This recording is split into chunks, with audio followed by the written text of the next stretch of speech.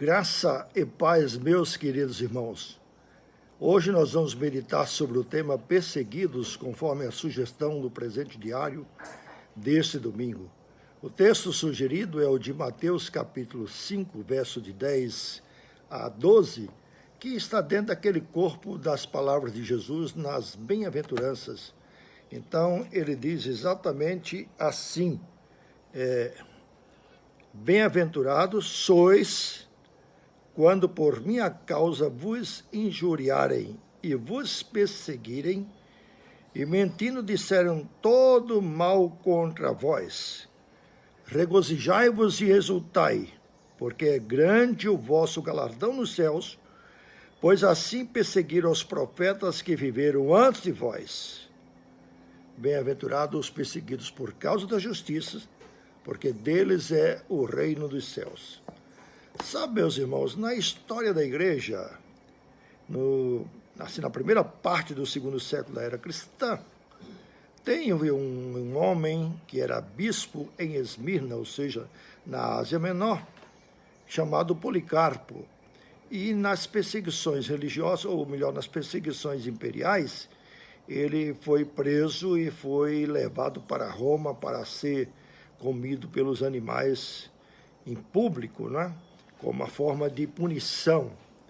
Então, ele se regozijou muito por ter sido escolhido por Deus pelo privilégio de poder morrer daquela maneira. De modo que é até estranho, mas ele dizia assim, deixou isso escrito, pedindo aos cristãos de Roma, aos irmãos, não intervenham para impedir o meu sacrifício, porque eu sou o trigo de Cristo, eu quero morrer assim, honrando e glorificando a Cristo. É claro que esse comportamento deixa-nos até a pensar que seja um comportamento masoquista. Mas se pensar bem nas palavras do Senhor Jesus Cristo, bem-aventurados são os perseguidos por causa da justiça, porque deles é o reino dos céus, e bem-aventurados sois quando por minha causa vos injuriarem, vos maltratarem e disserem todo mal contra vós. Aí a gente fica realmente pensando, não, Policarpo estava com a lembrança muito vívida do que o Senhor Jesus Cristo tinha dito e os apóstolos, seus antecessores de Policarpo, tinham anunciado aquilo que ele tinha aprendido. Mas acontece que hoje as coisas são diferentes. Nós queremos hoje em dia sermos reconhecidos, até se possível aplaudidos, não perseguidos. Ninguém perseguido gosta de ser perseguido de comum acordo, de bom grado. A gente sabe que é às vezes necessário ser perseguido, mas nós não queremos ser perseguidos, né? É mais ou menos como hoje a gente está enfrentando as questões dessa pandemia. Claro que a gente toma as precauções para não sofrer essa enfermidade. Não queremos de bom grado, vamos tentar evitar o tanto quanto possível, tomando as devidas precauções. Mas acontece que essas palavras sobre as perseguições, elas estão dentro das bem-aventuranças, que significa a felicidade do cristão. E essa é a parte final das bem-aventuranças.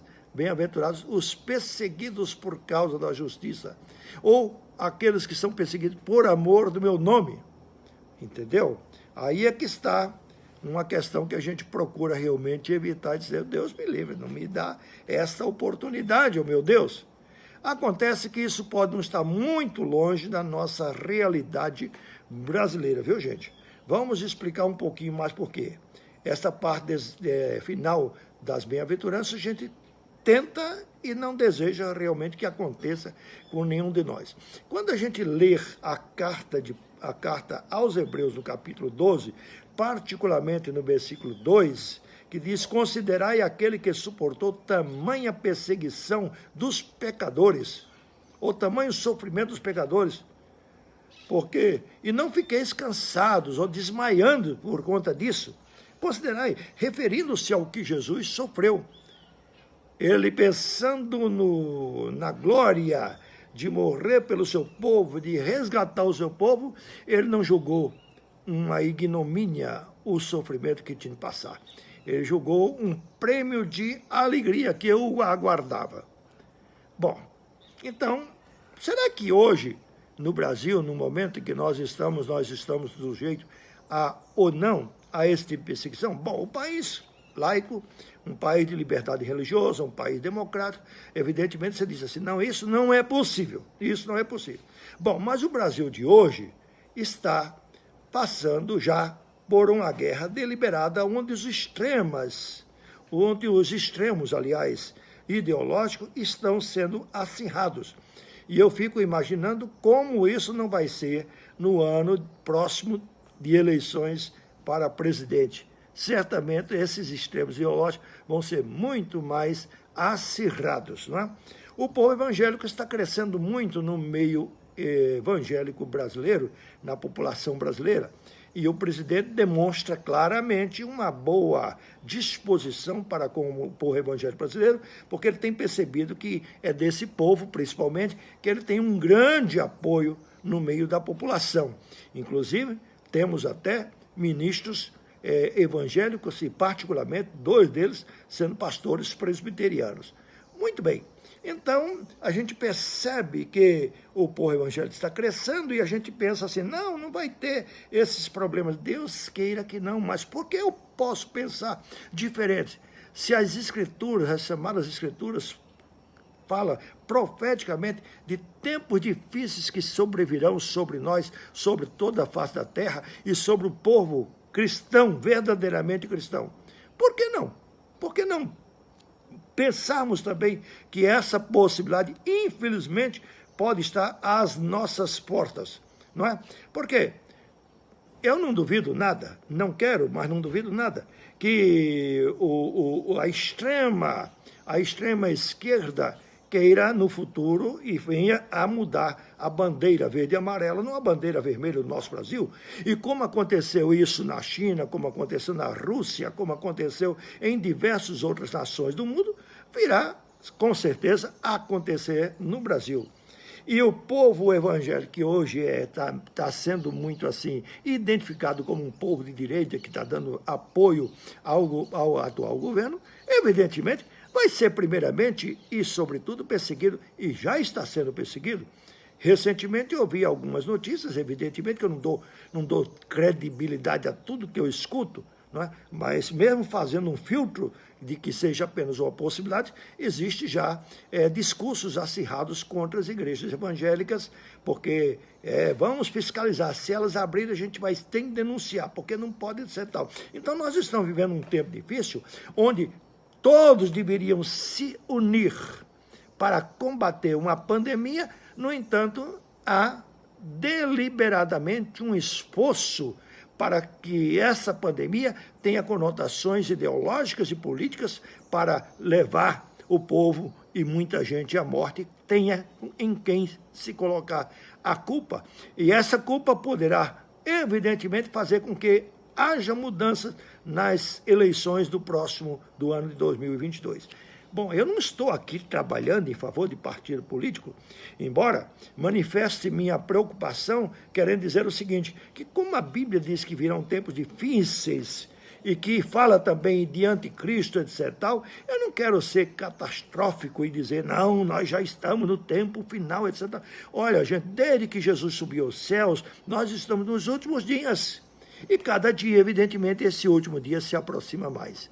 E que a Bíblia fala da possibilidade, sim, mais do que na possibilidade de um governo mundial. É claro que se isso realmente já existe, haverão esforços econômicos, esforços políticos, sobremaneira, para que um novo regime de esquerda, naturalmente, seja implantado, porque o governo de esquerda não é um governo que apoia as coisas de Deus, não é um governo que luta pelas coisas de Deus, é um governo que luta pelas coisas, evidentemente, do mundo e desse homem do diabo. Declaradamente, sim.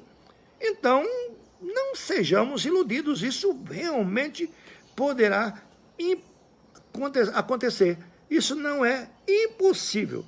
Creio que nós não queremos passar, evidentemente, por perseguições, tá bom? Assim como Policarpo de Esmirna, que citei no início, assim como o povo cristão viveu debaixo de perseguição no primeiro, no segundo, no terceiro e até parte do quarto século, não é? Assim também nós podemos passar essas tribulações, esse mundo de tribulações. Não estamos isentos dessa possibilidade. Devemos nos preparar, porque os tempos serão difíceis. Então, o que é que Jesus e a palavra de Deus nos diz? Olha, prepare-se, mas prepare-se para honrar ao Cristo, honrar o nome de cristão. O nome de cristão. O seu nome não é o nome de uma ideologia política. É o nome de Jesus Cristo, sobre o qual todo seu joelho um dia se dobrará. É neste nome que há poder. É no nome e na pessoa do nosso Senhor e Salvador Jesus Cristo. É neste nome que nós temos esperança. É nele que está a nossa esperança. Se não de evitar passar por perseguições e tribulações, Jesus até preveu que isso iria inevitavelmente acontecer, porque serão perseguidos todos aqueles que tentam viver piedosamente. Então, quanto mais o cristão for viver piedosamente, mais ele se torna susceptível, mais ele atrai perseguição e oposição sobre si, tá bom? Então, já que esta pandemia, infelizmente, está sendo politizada, e a politização significa uma ideologia, tenhamos cuidado para que a ideologia, seja ela qual for, não nos deixe cegos, não nos deixe de enxergar as coisas. E não sejamos ufanistas e dizer assim, não vai haver isso, não vai, Deus, em nome de Jesus. Realmente, em nome de Jesus. Mas tem previsões da Bíblia que mostram que tempos difíceis se aproximam. O Brasil já tem se livrado de algumas possibilidades na história, e a história também mais recente, mas isso não significa que não poderá vir a acontecer. Deus nos livre, Deus nos guarde, mas, sobretudo, Deus nos prepare para que, quando chegar o momento, nós estejamos preparados para honrar e glorificar o nome de Cristo e o do ser cristão. Que assim o Senhor nos abençoe e nos prepare também para as possíveis perseguições. Em nome de Jesus, eu oro e peço a Deus a misericórdia, a graça e o poder para suportarmos todo esse tempo. Em nome de Jesus. Amém. Um abraço, meus irmãos.